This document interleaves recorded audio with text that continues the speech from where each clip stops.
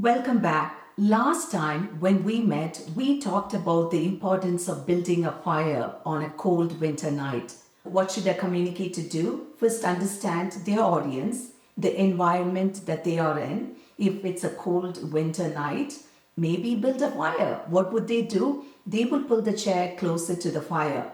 If it's a hot day, maybe hand them a cold drink.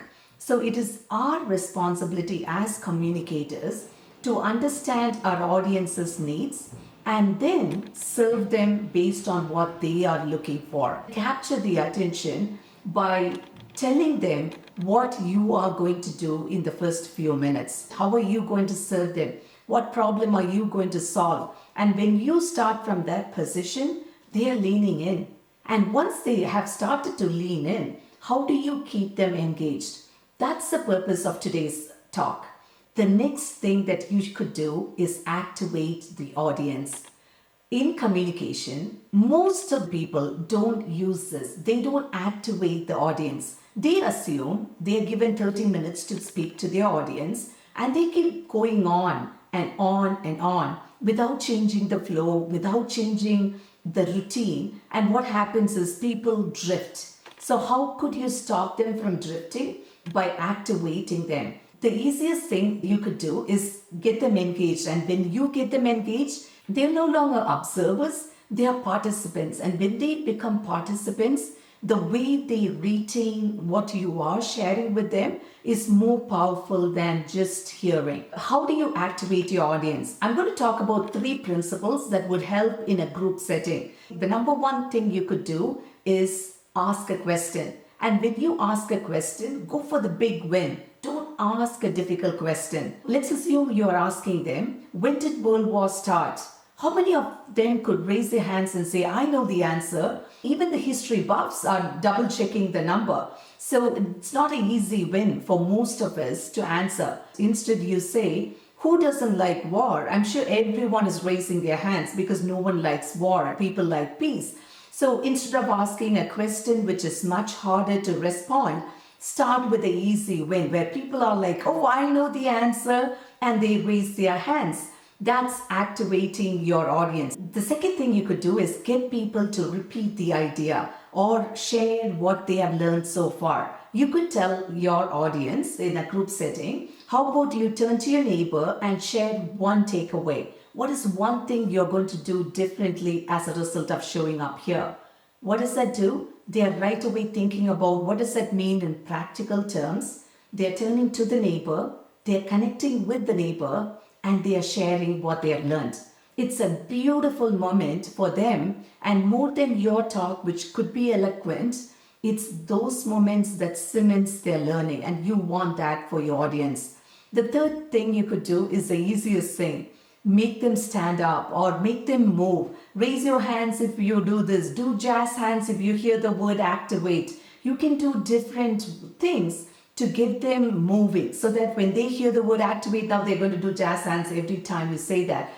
All these things would get them engaged and their brain is now looking for different ways to keep listening to what you are saying. This works so well in a group setting.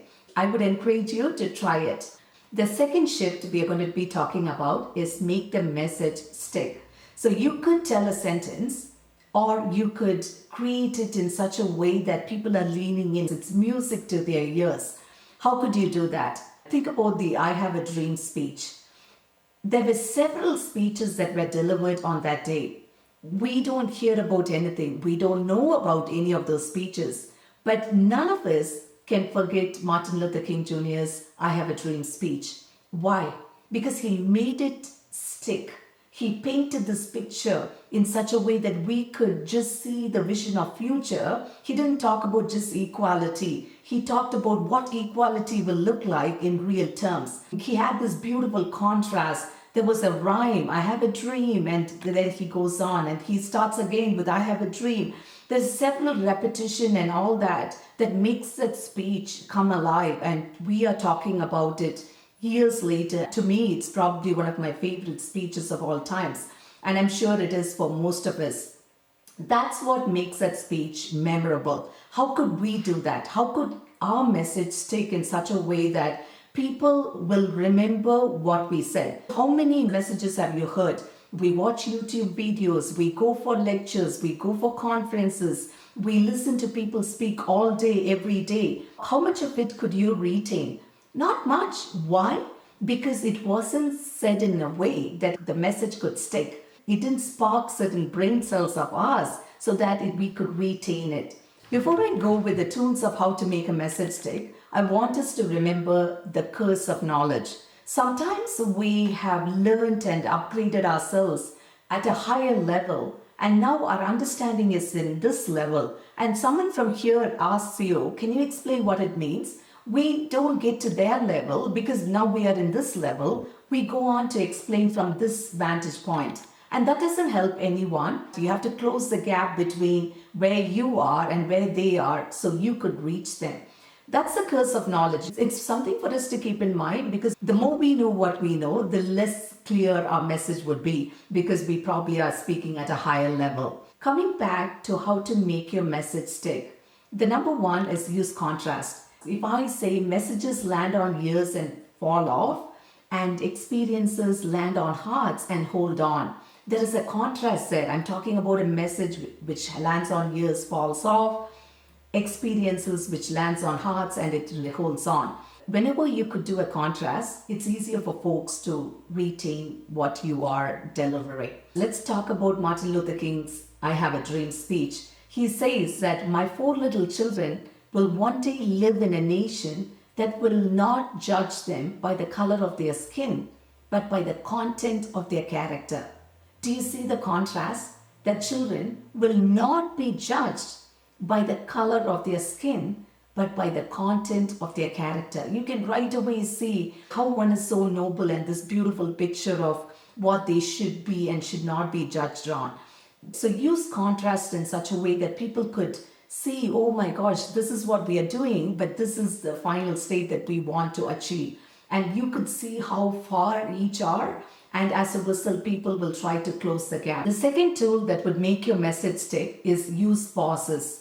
This is a message I need more than anyone else. I love Charles Debussy's words, music is the space between notes. Music won't be music if there are no pauses, if there is no full silence. Music becomes noise when there are no pauses. Think about that, and that's how communication works. When you keep going on in full speed, the other person doesn't get an opportunity to grasp what you're saying. So give them enough pauses so that it becomes music to their ears. Growing up in India, our language, my mother tongue, is spoken with no pauses. And because of that, or I'm not sure why, you're considered fluent in English when you don't really use pauses. Coming from that background, I still struggle to incorporate pauses in my speech. I would sometimes race through the content without giving pauses. But that becomes noise. Just like music, when there are no pauses, it becomes noise. The third tool to get your message stick is use parallel structure. If you repeat the same and then end it in a different way, people can remember easily. Going back to Martin Luther King's words, little black boys and little black girls will join hands with little white boys and little white girls as brothers and sisters. Look at the contrast, look at the parallel structure there. There's a repetition, there is contrast, and that makes the message stick. Do unto others as you would want others to do unto you. You see how it's parallel? Whenever there's a parallel structure, it's easier for our brain to retain information. Another one, it doesn't come from the book, but I wanted to share it with you. Make it concrete. Sometimes human brains find it very difficult when it's spoken in abstract. A perfect example is in 1992, health researchers said that a movie popcorn bag had 37 grams of saturated fat. People didn't bother. They didn't know what it meant. Later, they came up with, you know what 37 grams of saturated fat means? That's equal to having a fried breakfast, a fast food McDonald's meal with French fries and Coke, and a steak dinner. Imagine putting this all together and you consume it in one bag. That's what 37 grams of saturated fat means. Do you think people got the message this time? They absolutely did. Why? Now 37 grams of saturated fat is not some crazy number or something that no one could understand. It's no longer an abstract. Now it's a concrete message. A bag of popcorn is equal to fried breakfast, McDonald's fast food, and a steak for dinner, all in one meal. Everyone got the message, and obviously, there were changes that happened because of it. That's a perfect example. I'm reminded of Steve Jobs. What did he do? When he released his iPod, he didn't say 5 GB of data, he said 1,000 songs. Think about it, 5 GB of data. Who could understand what 5 GB means? But then you heard 1,000 songs, you right away know that's how much I could store in that device. I want that. You see the difference? So let's try to put it in simple words that even a novice person could understand. The last one is let it rhyme. If you have a rhythm to things, you remember better. I can still recite the rhymes that I learned in my kindergarten days. I don't think I ever listened to some of them. And when someone starts it, I can finish it. Humpty Dumpty sat on a wall, and I can finish the rhyme. There is a rhythm to it, and our brain can retain it in a better way. So if you want your message to stick, make it in a rhythmic way so that people could remember. I hope you found this lesson helpful. We touched on how to activate our audience. How do we activate? By asking them a question they could answer, that they would raise their hands for. We could also activate them by asking them to share what they have learned with their partner or with someone they are sitting next to. And you could ask them to stand up, move, or do jazz hands. In that way, they are engaged. The next shift that we talked about is make our message stick. How could we do that? By using contrast, using parallel structure, using something concrete so people could visually see what we really mean, using pauses, using rhymes. All this will help your message stick.